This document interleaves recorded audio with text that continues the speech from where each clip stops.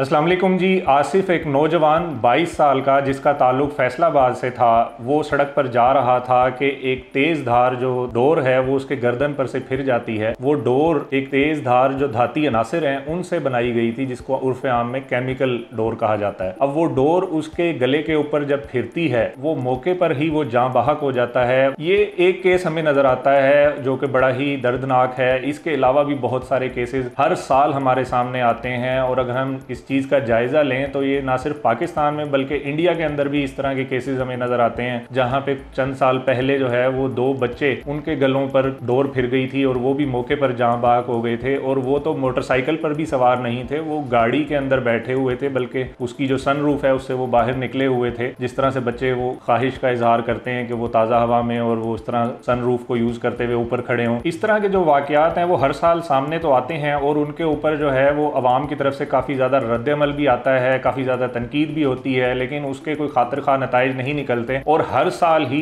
ये जो हिस्ट्री है ये दोबारा से रिपीट हो जाती है। हर आने वाले साल के अंदर नए वाक़यात सामने आ जाते हैं। तो अगर हम जायज़ा लें तो ये जो पतंगबाजी का जो खेल है ये बेसिकली हिंदुस्तान की और एशिया की गेम है। इसका अगर हम हिस्टोरिकली जायज़ा लेते हैं तो हमारे सामने ये आता है कि शायद ये चाइना के अंदर 5वीं सदी ईस्वी में 2 चाइनीज़ साइंटिस्ट थे, उन्होंने इसको ईजाद किया था। और उनका मकसद ये था कि इससे जो है जगहों के एरियल डिस्टेंसेस को मापा जा सके, यानी कि एक डोर उसको उड़ाया जाए और देखा जाए कि वो एक फासले तक पहुंचती है तो उसका एरियल डिस्टेंस कितना निकलता है उस फासले का। और उसके बाद इसको आने वाले वक्तों के अंदर जंगों के अंदर भी इस्तेमाल किया गया, जहां पर एक फौज जो है वो इसको उड़ाकर और मुख्तलिफ रंग इसके साथ मिलाकर और मुख्तलिफ रंगों के जो फ्यूम्स हैं, जो धुएं हैं, वो इसमें से खारिज करके और वो उस पतंगबाजी के जरिए से एक कम्युनिकेशन का चैनल एस्टेब्लिश करते थे। कोड वर्ड्स होते थे जिनके जरिए से वो एक दूसरे के साथ बातचीत करते थे। और फिर ये खेल जो हिंदुस्तान के बादशाह हैं उन्होंने भी अपनाया और उन्होंने इसका सही इस्तेमाल किया और इसको खेल के तौर पर ही लिया, ना कि वो इंसानी जानों को ज़िया के तौर पे उन्होंने उसको इस्तेमाल किया। मौजूदा दौर के अंदर जहां हम देखते हैं कोई 20 साल पहले जो इसकी हिस्ट्री चेंज होना शुरू हुई कि जहां पे लोगों ने इसको बहुत ज़्यादा मुकाबलेबाजी के लिए इस्तेमाल करना शुरू किया, और डोर थी जो एक सूती डोर होती थी, हिस्ट्री के अंदर हमेशा से सूती डोर ही चली आई थी, उसके ऊपर वो ग्लू के ज़रिए से और जो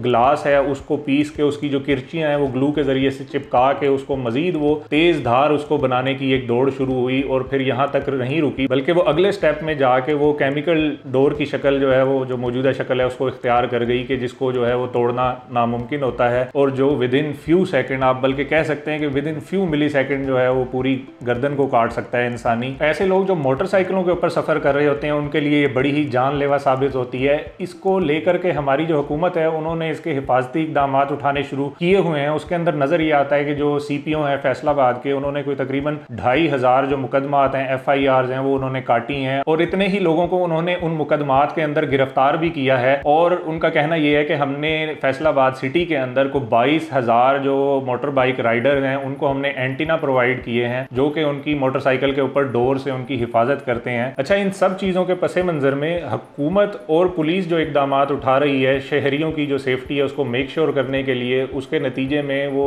जो बच्चे हैं जो पतंग उड़ाने वाले उनको भी गिरफ्तार करके वो पुलिस स्टेशन के अंदर बंद करते हैं। बहुत सारी जो तस्वीरें हैं सोशल मीडिया पे गर्दिश कर रही हैं, पुलिस के ऊपर तनकीद भी हो रही है इस हवाले से। तो इसका अगर हम जायज़ा लेते हैं तो पुलिस को और इंतज़ामिया को ये जो मसाइल हैं इनका लॉन्ग टर्म बुनियादों पर और इनका रूट कॉज एनालिसिस करके इसका जो बुराई है, जहाँ से ये जड़ है जो इसकी, जहाँ से ये पैदा हो रही है, वहाँ से उसका खात्मा उनको करना चाहिए। सिर्फ बच्चों को पकड़ लेना इसका हल नहीं हो सकता। बच्चों को पुलिस स्टेशन में बंद करके उनके जो इस हवाले से इखलाकी और उनकी जो नफ्सियाती जो अवामिल हैं उसके ऊपर बुरे असरात पड़ सकते हैं। तो ज़रूरत इस चीज़ की है कि जो फैक्ट्रियाँ हैं ऐसी जो ये डोर बनाती हैं, धाती डोरें बनाती हैं, उनके ऊपर क्रैक डाउन किया जाए, उनको पकड़ा जाए। वहाँ से जब आप उनको पकड़ेंगे तो आपको जो है वो लाखों चरखियाँ मिलेंगी, लाखों आपको पतंगे मिलेंगी। और इसी तरीके से अगर एक चरखी है जिसके ऊपर जो वो सारी धाती डोर लिपटी हुई होती है तो वो चरखी किसी घर के अंदर तो बन नहीं सकती, वो चरखी किसी ना किसी कारखाने के अंदर बनती है। तो आप वो कारखाने जो हैं वो सील करें, उनको पकड़ें। तो बुनियादी तौर पे जहाँ से वो बुराई जन्म ले रही है और वो